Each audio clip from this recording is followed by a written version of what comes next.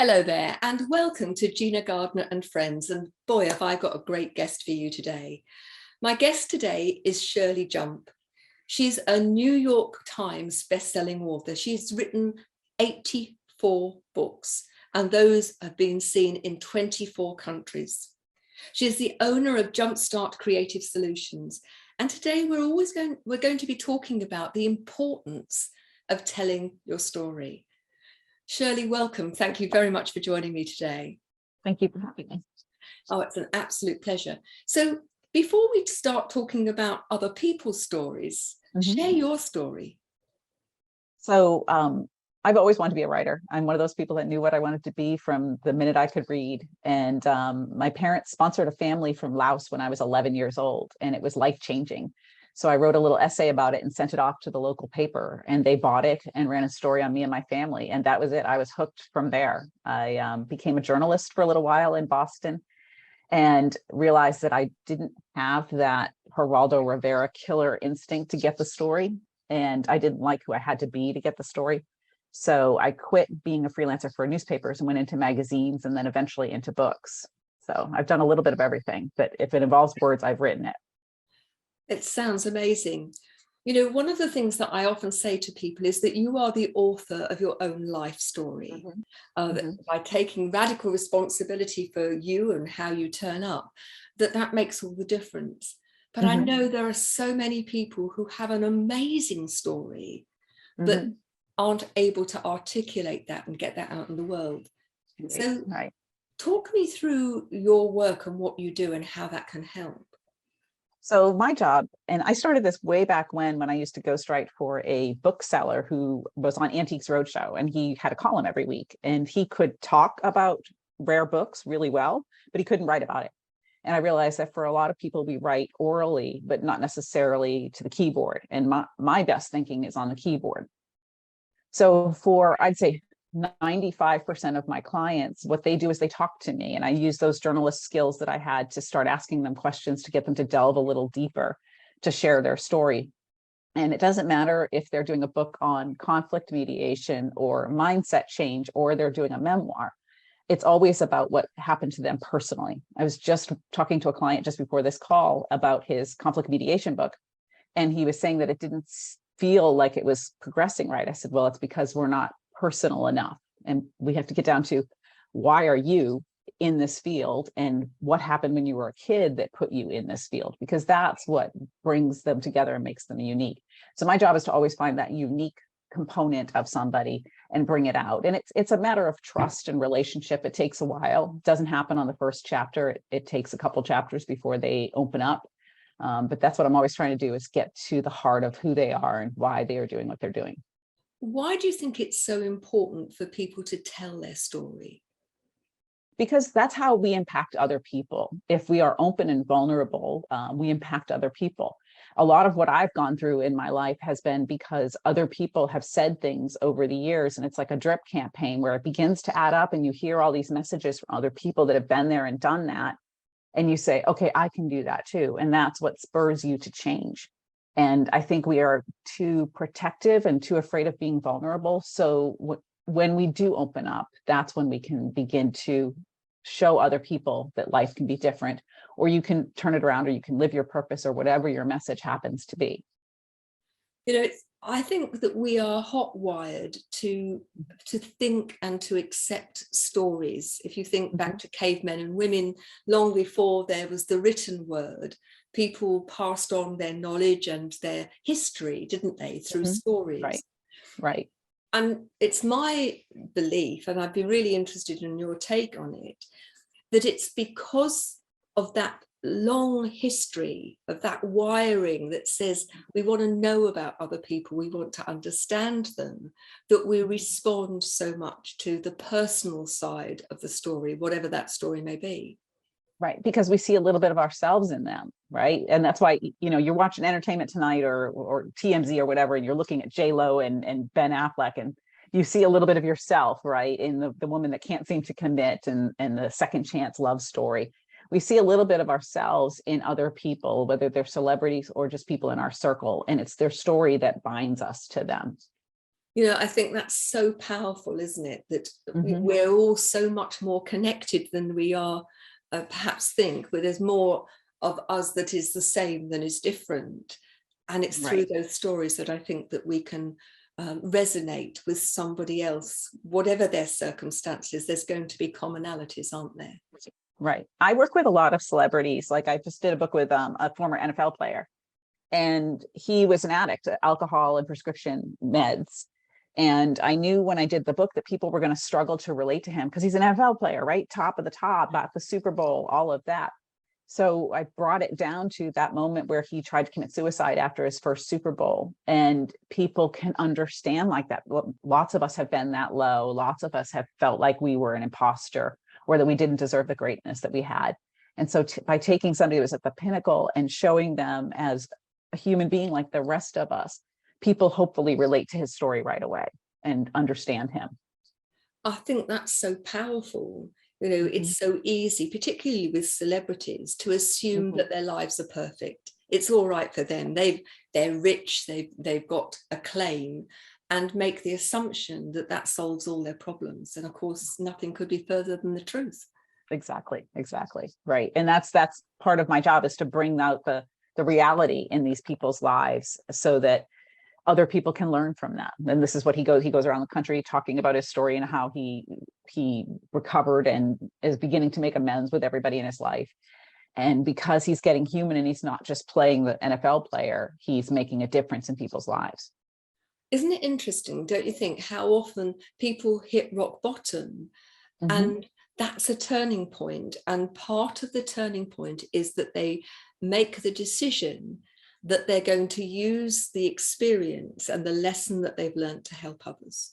And that's Right. a big part of their recovery. It is, because even his book is about the 12 steps, and the 12th step is about helping other people, right? And when you start taking the focus off yourself and you start thinking about others, that's when you begin to have a true recovery from whatever you're going through, I think, personally.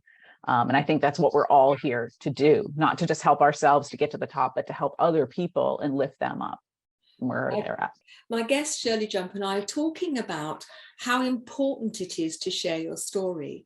And I asked Shirley just before the break to share with us how she is able to help people be open about perhaps the things in their life that until that time they've kept hidden. Mhm. So for me, it's about building that trust and relationship. And I have a while ago, I made a vow with my company that I would only do books that had impact. I'm not going to do some ego stroking book for some billionaire who wants to just say, I'm great, I did all these things. I wanted books that had impact, regardless of whether they were celebrities or ordinary people. Because I've been through some life-changing, difficult lessons myself. I've been to the bottom in a different way than some of my clients and climbed back out. And so for me, the way to get them to trust me and to open up to me is to share what I've been through and to be very transparent about, yes, I understand that because I have been there. And that builds a commonality between us. They're like, okay, you get it, you understand how I did this. I was never an NFL player, but I understand going through the 12 steps and changing your life and redoing your focus. Some clients don't open up right away. Some clients take a while, especially the bigger celebrities that I've worked with. Some of them take a long time to kind of shed that exterior. But you just keep nudging at them a little bit more and asking them a little bit more questions and opening up that a little bit more, and then reinforcing to them how sharing this story about being abused or about being addicted to drugs is going to impact other people. And when they begin to see that their story can make a difference for others, they're more open to sharing it. And it takes a while. It just takes a while to build that trust. A book is a year-long process in general. So I've got a lot of conversations with them over the course of that year. So that helps too. Isn't it interesting how presumably you're a stranger to them when you first Mm-hmm. start talking to them, but Mm-hmm. how that relationship, I suspect, becomes very special because Mm-hmm. they are sharing that inner part of them with you. And Right. so, I applaud you in the sense that creating that safe space where people Mm-hmm. feel that they can share with you Mm-hmm. is incredibly precious. they know that I have their best interests at heart too. Some clients overshare or share too much in the wrong direction. And I'll bring them back and say, okay, this is going to alienate part of your audience, or this is not going to reflect well on you, or you might not want your children reading this, because I'm always cognizant of what they've got going on around them. And it's not painting a pretty picture. It's just kind of keeping their best interests at heart so that their book has the maximum amount of impact on people around them.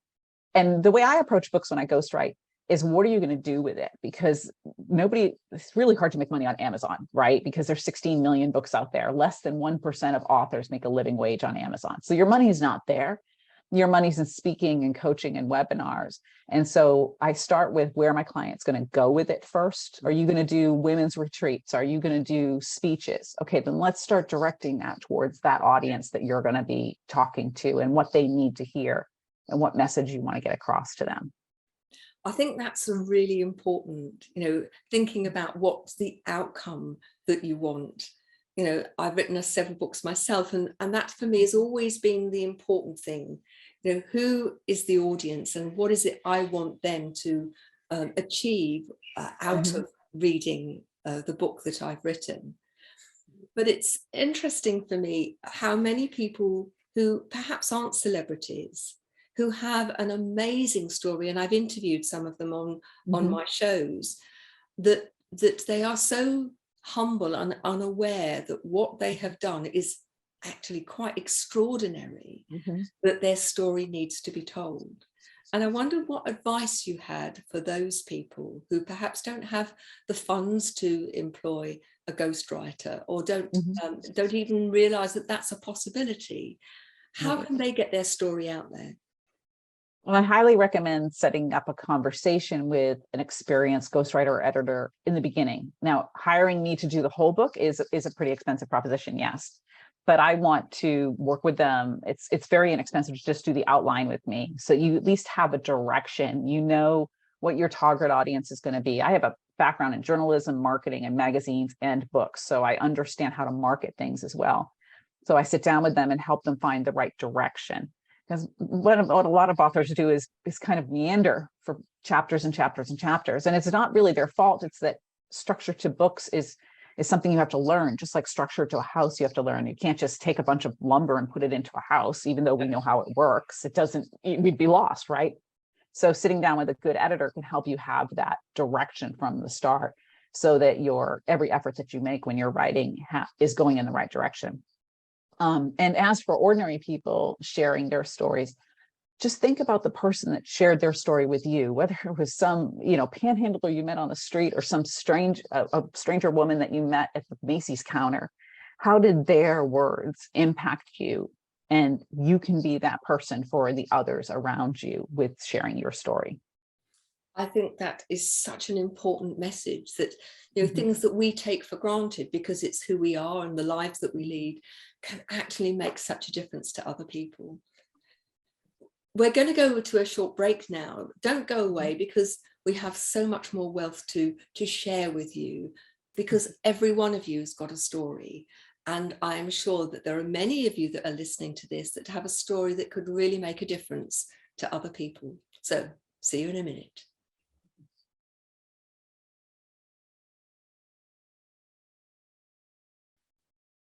Welcome back.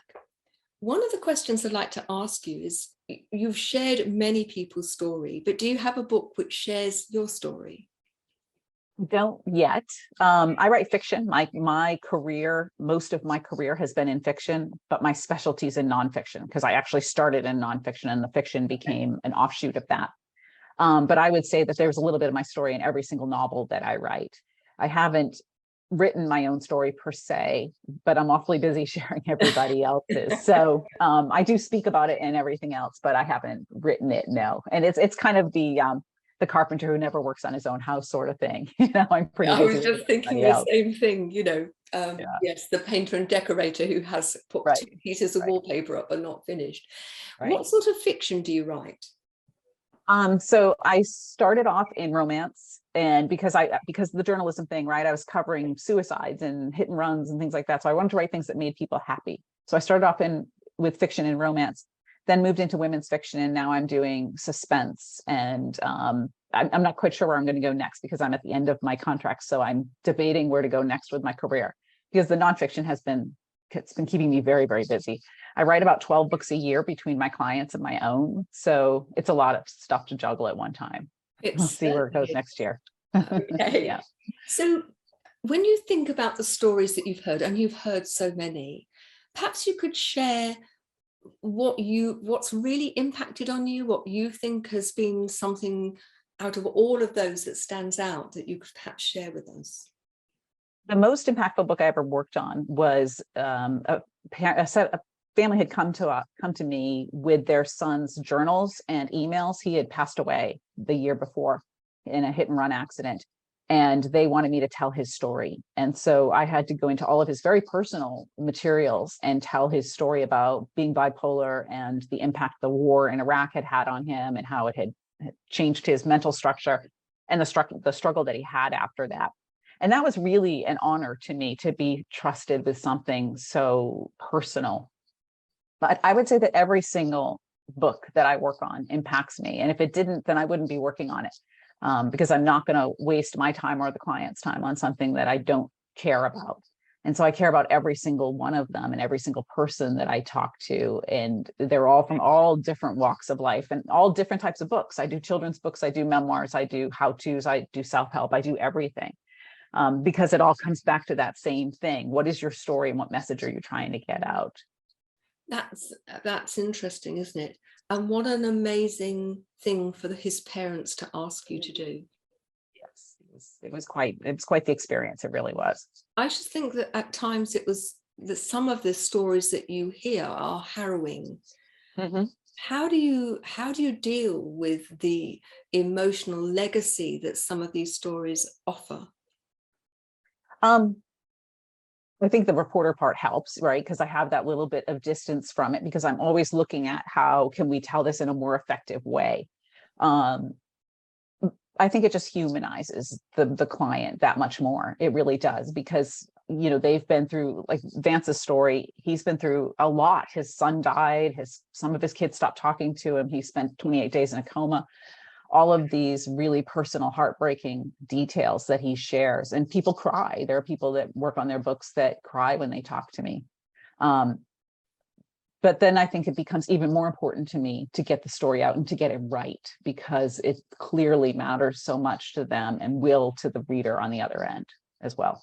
Yeah, it's interesting. And I think how often when we hear people's stories, when we're holding that space for them, Mm-hmm. how we are changed by that story, Mm-hmm. how it impacts, and I'm talking about as a coach, as a trainer facilitator, how often that story touches you in a way that you are never the same again. You see the world differently. Mm-hmm. And it makes you want to try harder to be a better person, to be a better author, to be a better editor, to be better at whatever I'm doing. There are people that have just such powerful testimonies that make me want to try my best on the page for them. Yeah, and I would say that it has exactly the same impact in terms of working with people and wanting to do the best for them. So if I asked you, what's your ultimate dream? Most people would look at, 84 books in 24 countries and say, what next? Right? I know, right? You would think, but there's always another idea. There's always another story I want to tell. And I'm very grateful and lucky that I can both do the nonfiction, which I love, the analytical part of me loves, and do the fiction on the other side. That's just me creating. So I really like doing what I'm doing. I can't imagine doing anything else. And I've been blessed to do it since I was 11. So I can't see stopping or switching careers at this point. I don't have any other life skills. So it's a good thing that they employ me to do this. But yeah, it's the same all the time, just kind of telling stories that have a bigger stage, perhaps, with some people that hit a bigger audience as we go along, so we can make bigger changes in the world. How do people find you? Jumpstart Creative Solutions is my website, or you can just Google Shirley Jump. You'll get most of my career for the first million hits or whatever. But Jumpstart Creative Solutions has my calendar and everything else on it. And I'm on LinkedIn as well if you're looking there, and you can book with me right there on my LinkedIn as well. So yeah, just reach out to me any one of those ways and I'll get back to you. Brilliant. And so what piece of wisdom would you give to people who are perhaps considering sharing their story? Obviously contact you and have that conversation with you. Right. But in terms of them perhaps ordering their thoughts and getting to the place where they're ready to reach out, do you have any advice for people that would help them organize things in a particular way? So again, I always believe in looking where you want to go. Do you want to speak? Do you want to do coaching? What do you want to do with it? And then come back from that and say, okay, what do these people need to know? What is my main message that I want to get across? And I firmly believe that every word in a book should matter, because when you read one of my books, you're giving me hours of your life that you're not giving to your family or your loved ones, right? So I don't want to waste that time, that precious time that you're giving me. So as you're writing your book, make sure that everything speaks to that theme that you picked out. Don't just put stuff in just to fill up the space. You want it to have an impact as much as possible on every page. You know, it's interesting. The first time that I wrote a book that was that shared some of my story, I wrote it the first time and I read the book as if I was the reader and thought, you know what, I think I'd probably slash my wrists. I don't think this is going to be very helpful. And so wrote it again. It was very cathartic. I took, you know, it was a diary of all of the things that had happened and gone wrong and so on. And if you look at the book now, it's a very, very different a different animal than it was to start with. So had I had your advice from the start, I could have saved myself a great deal of time. Right. And it's very common. Most people do that. They really do, because you don't know where to start. No. So you're just trying to sort of corral your thoughts rather than put them down a directed path. Yeah. And that's one of the real bonuses about working with an expert like yourself, is that you can actually have that direction to start with rather than learning the hard way, as I did in the early stages of my author career. Right. And I'm very flexible with my clients because everybody's creative process is different. Some want to write some of it and have me edit it. Some want to just do it orally and then I write it. And some do sort of a mixture in between. And we figure that out within the first 3 or 4 chapters, because that's when I'm getting to know them. They're getting to know me and they're understanding the process. And it's a fluid process in the beginning as we figure out what the best way is for them to create their story, which I think they appreciate, because I'm an author too. So I understand both sides of the coin. I understand the creative process and also the editing process. That's really helpful. Thank you. Now, it just remains really for me to say a huge thank you for joining me today. Thank you very much. It's been really interesting. Thank you for having me. It was great. It was a great moment in my day here, and I'm always honored to be able to talk about the work that I do. So thank you for that. Thank you. And thank you so much for joining us today. It's always, I'm always humbled by the people who come and join us in our conversations. If you have anything to say, if you'd like to tell us how you enjoy it, or if there are things that you don't like, or you'd like to make suggestions about things you'd like to hear about, then please email me at Gina, Gina, at genuinely-u.com. And you'll find Shirley Jump's books and all of my books on Amazon. So thanks very much for joining us, and I look forward to seeing you in the next show. Bye-bye now.